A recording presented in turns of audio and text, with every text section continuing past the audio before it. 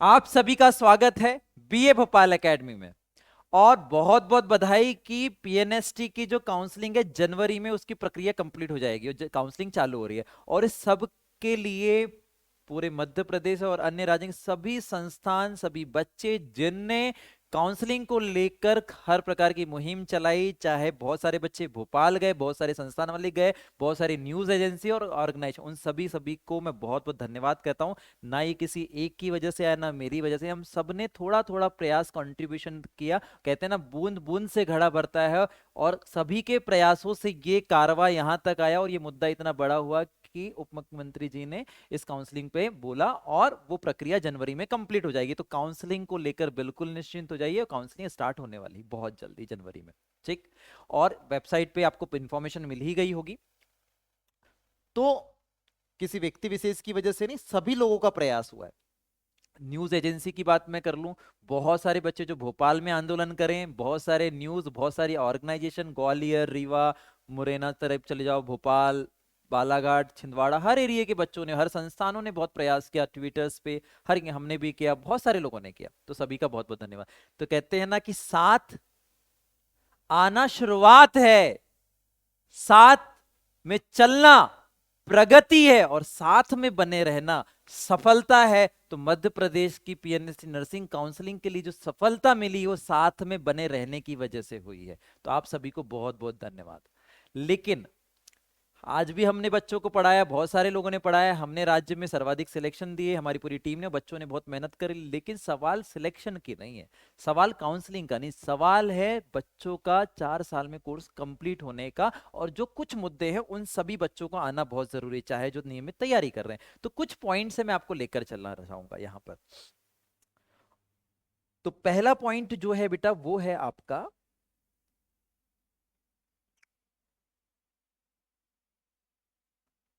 PNST में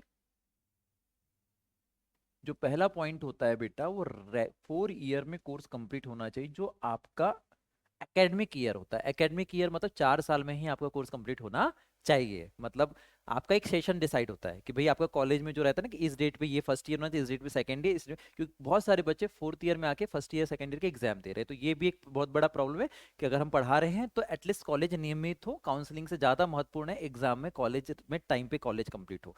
दूसरा बड़ा मुद्दा है, दूसरे जो पॉइंट्स हैं, देखो, लोहा गर्म में जल्दी से हम उस चीज पे अगर काम करें तो बहुत सारी चीजें हमारे भविष्य के साथ बहुत अच्छा हो सकता है। देखो, मध्य प्रदेश कोई छोटा सा राज्य नहीं है। जैसे यूपी है, जैसे राजस्थान है, उनमें हजारों सीट्स है। तो क्यों नहीं मध्य प्रदेश में, क्यों 1860 सीट है ना? तो हम चाहते हैं और हम सब लोग इस चीज के लिए ज्ञापन देंगे। एसडीएम सर को हमने 20 तारीख को ज्ञापन दिया था, जिसमें हमने कहा था कि कॉलेज नियमित है, लेकिन कुछ लोगों ने कहा कि कुछ लोग की आंखें अभी खुली हुई है। तो मैं उन तमाम लोगों से कहना चाहता हूं कि इंफॉर्मेशन दें, किसी पे कमेंट नहीं करेंगे। हमारा इस बात को, एक बात याद आती है इस बात को कहने के लिए कि हवा का काम है चलना, दिए का काम है जलना, वो अपना काम करते हैं, हम अपना काम करते हैं। ठीक है। तो हमने ज्ञापन दिया 21 या 22 तारीख को, उप मुख्यमंत्री जी ने बोला कि काउंसलिंग प्रक्रिया शुरू करी जाए, और वो हुई। तो वो हमारी की वजह से नहीं, कि हमारी एक डिमांड है, काउंसलिंग तो होगी, तय था। इतना था कि चीजें समय पर हो। और हमारी वो विज्ञप्ति जो हमने ज्ञापन दिया उसमें लिखा हुआ है साफ साफ, काउंसलिंग चालू होने के पहले हमने लिखा हुआ है काउंसलिंग होना इंपॉर्टेंट नहीं है, लेकिन जो कॉलेज नियमित समय पे कंप्लीट हो तो मतलब है बच्चों का। तो दूसरा, पहला पॉइंट तो हो गया कॉलेज कंप्लीट होना। और दूसरा पॉइंट होता है बेटा, कम से कम 5 से 6 हजार सीट मध्य प्रदेश नर्सिंग में होनी चाहिए, क्योंकि लाखों बच्चे हैं जो तैयारी करते हैं। 5 से 6 हजार। अपनी राय भी कमेंट करके बताएंगे कि कितनी सीट होनी चाहिए कि नहीं होनी चाहिए। तीसरा पॉइंट आ रहा है यहां पर, तो इतनी सीट होनी चाहिए बेटा मिनिमम, 5 से 6 हजार सीट। अच्छा, अभी नोटिफिकेशन नहीं आया है, लेकिन आप मतलब नोटिफिकेशन का मतलब क्लियरेंस नहीं, मैं ये नहीं कह रहा हूं कि इस सत्र में दे दो 5 हजार सीट। लेकिन जो 2025 की डेट बेटा डिसाइड हो गई है, जो 2025 में पेपर होगा बेटा पीएनएसटी का, जून में होगा। और उम्मीद है कि बेटा दोबारा ये चीज नहीं होगी, डिले वाला प्रोसेस खत्म हो जाएगा, क्योंकि बहुत सारी चीजें थी। इस बार बदलाव किए गए, सही समिति का निर्णय किया गया है, और 2025 की एग्जाम प्राय जून में ही होगी, ऐसा हम सुनिश्चित करते हैं, ऐसा हम मानते हैं। तो जून में जो एग्जाम होगी, लेकिन उसमें हम चाहते हैं कि सीट के नोटिफिकेशन आए तो सीट बढ़ोतरी 5 से 6 हजार सीट होनी चाहिए कम से कम। ठीक। ये पॉइंट बहुत जरूरी है बेटा। ठीक। तीसरा जो पॉइंट आ रहा है बेटा, वो तीसरा पॉइंट आ रहा है सिलेबस को लेकर। सिलेबस को लेकर इंपॉर्टेंट पॉइंट क्या है बेटा, क्लियर ना होना। क्या नहीं होना बेटा, क्लियर नहीं होता सिलेबस। एग्जाम जैसे आती है वैसे नोटिफिकेशन आता है 1 महीने पहले कि बस ट्वेल्थ का सिलेबस आएगा, 11th का नहीं आएगा। तो 1 महीने बच्चा कैसे कवर करेगा? चलो जो बच्चे अच्छे से तैयारी कर रहे थे, जो नीट में बहुत अच्छा परफॉर्म कर रहे थे, उन बच्चों ने एग्जाम सिलेक्शन ले लिया, लेकिन उन बच्चों की पूरी साल 1.5 साल की मेहनत व्यर्थ चले गई। तो वो भी एक बहुत बड़ा इशू है कि सिलेबस का क्लियरेंस नहीं होना। तो सिलेबस क्लियर होना चाहिए अभी से। अगर 2025 का जून में पेपर है तो उसका नोटिफिकेशन अभी से, पूरी प्रोसेस क्या रहेगा, कितनी सीट रहेगी, कितना आवंटन रहेगा, क्या स्टाइपेंड मिलेगा अन्य राज्यों के लिए, बॉयज को गर्ल्स को लेकर सारा क्लियरेंस चाहिए। क्योंकि कोई बच्चा भ्रमित नहीं होगा ना। दूसरा, जो बच्चों को फंसा के रखा गया है, जैसे बॉयज को फंसा के रखा गया, अदर राज्य के बच्चे आज भी फंसे हुए हैं कि क्या करें, what to do and what not to do, क्या करें क्या ना करें। ठीक है, वो बेचारे फंसे हुए हैं ना, तो और बीच में आ चुके हैं। ठीक है, वेट करते करते। तो ये क्लियरेंस चाहिए। और इसको लेकर हम ज्ञापन दे ही रहे हैं, पहले भी हमने ज्ञापन दिया है, अब उसको लेकर हम एक मुहिम छेड़ रहे हैं। मीटिंग बालाघाट में भी कर रहे हैं, मे भी 6 तारीख को हम रैली के माध्यम से कलेक्टर महोदय को ज्ञापन देंगे और ये बात बाहर तक जाएंगी, ऊपर तक, और कोशिश कर रहे हैं कि हम वो ऊपर तक भी कार्रवाई करें। उसमें आप सबका सपोर्ट चाहिए। ठीक है। और चौथा जो पॉइंट है बेटा, वो है इस बार की काउंसलिंग के लिए फिर मैं 2022 के अंदर 2 ज्ञापन देंगे, दोनों को क्लियर कर रहा हूं। ठीक है। और दूसरा है बेटा, बॉयज और अदर स्टेट टोटल मिलाकर 15% इनको सीट दी जाए। अपने राज्यों के अलावा 15% सीट दी जाए, या इसी बार बढ़ाकर दे दो। मैं नहीं कह रहा हूं 6,000 बढ़ा दो, लेकिन 15% सीट तो बढ़ा दो। 15% सीट बढ़ाकर इनको, बॉयज और अदर स्टेट वालों को भी गवर्नमेंट कॉलेज में दाखिला मिलना चाहिए, क्योंकि आपने एग्जाम कराया है। ठीक है। तो ये, और जो दूसरा ज्ञापन हम दे रहे हैं बेटा, वो 2022 वाले जो बच्चे, वो आपके लिए बहुत महत्वपूर्ण है। जो बच्चे 2024 में पढ़ रहे हैं, 2024 में जिनने एग्जाम दी हैं, इनके लिए 2022 वाले जो बच्चे, वो बहुत इंपॉर्टेंट है। 2022 में जो बच्चों ने जो भी स्ट्राइक करी, जो भी लड़ाई करी, और ये मुद्दा इतना बड़ा बना है और आज काउंसलिंग प्रक्रिया चालू हुई है, इसमें बहुत बड़ा योगदान ये 2022 के बच्चे जो हक की लड़ाई के लिए हाईकोर्ट तक गए हैं और लड़े हैं और आज भी जा रहे हैं। और इनके पीछे भी बहुत सारे तमाम टीचरों ने इनका सहयोग किया, संस्थानों ने सहयोग किया, न्यूज एजेंसी ने सहयोग कि 2022 वाले बच्चों को कंपनसेशन दिया जाना चाहिए। अगर 1860 सीट इस बार बच्चों को दी जाती है गवर्नमेंट के द्वारा, मान के चलिए इस बार 18, तो पुराने बच्चों को भी कंपनसेशन देकर पुरानी काउंसलिंग का भी एक पोर्टल लॉन्च कर सकती गवर्नमेंट, चाहे तो कि 1860 सीटें इनको भी दे दे, क्योंकि ये भी तो 1860 बच्चे हैं पिछले बार के। क्योंकि किसी एक का नहीं सोचना है बेटा, सबका सोचना है, तो ही तो हम पढ़ाने का हमारा मतलब है बेटा, है ना।